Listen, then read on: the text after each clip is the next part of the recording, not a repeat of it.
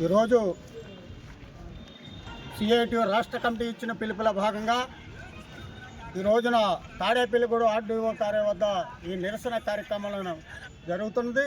దీని ఉద్దేశం ప్రధానంగా ఆంధ్ర రాష్ట్రంలో కీలకమైన పరిశ్రమ, అనేక మంది కార్మికులకి వాళ్ళకి ఉపాధి కల్పించిన పరిశ్రమ. ఈ పరిశ్రమ సుమారుగా 1971 నుంచి 85 లోపల పరిశ్రమ ఏర్పడింది. అనేక మంది ఆ చుట్టుపక్కల ఉన్న మండలాల్లో ఉన్న గ్రామాలకు కూడా అన్ని రకాలుగా కూడా మరి వాళ్ళకి పరిశ్రమల్లో ఉద్యోగ అవకాశాలు కల్పించిన పరిశ్రమ.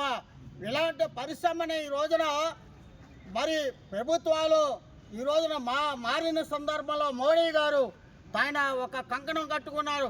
అంటే ఈ భారతదేశంలో ఉన్న పరిశ్రమలన్నీ కూడా ప్రైవేటీకరణ చేయాలని, ఈ రోజున ఆదాయం వచ్చిన పరిశ్రమలకు కూడా ఈ రోజున పెట్టుబడిదారులకి, సామ్రాజ్యవాదులకి దారాదత్తం చేసే పద్ధతిలో ఈ ప్రభుత్వాలు ఆలోచన చేస్తున్నాయి. మేము అడుగుతున్నాం, ఈ రోజున మరి 2024లో మరి ప్రభుత్వం ఇక్కడ కూటమి ప్రభుత్వం కొన్ని హామీలు ఇచ్చింది. ఈ రోజున ఈ హామీల్లో ముఖ్యమంత్రి గారు, ఉప ముఖ్యమంత్రి పవన్ కళ్యాణ్ గారు కూడా చెప్పింది ఏంటంటే, ఈ రోజున ఇస్సాకు ఉక్కుని కూడా మేము దాన్ని ఆలోచిస్తామని కూడా చెప్పారు.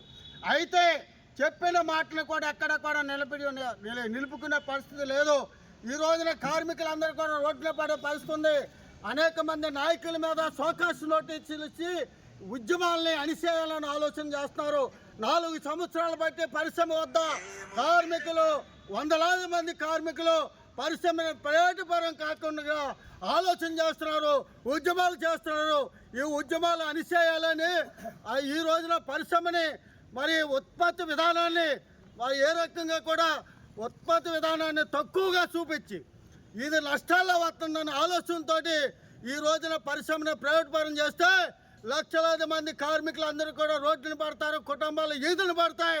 మరి ఈ కూటమి ప్రభుత్వం కేంద్ర ప్రభుత్వంతో మాట్లాడకుండా కేంద్ర ప్రభుత్వం ఏదైతే చెప్తుందో అది ఇది ఈ రోజున అదే విధానాలు ఇక్కడ అమలు జరపడం సరైనది కాదని సిఐటిగా ఖండిస్తూ, రాబోయే కాలంలో ఈ విధానాలను మార్చుకోకపోతే పెద్ద ఎత్తున సిఐటి ఆధ్వర్యంలో మరింత ఇతర అన్ని రంగాల కార్మికులు కలుపుకొని పెద్ద ఎత్తున ఉద్యమం మరింత ఉధృతం అవుతుందని హెచ్చరిక చేస్తున్నాం.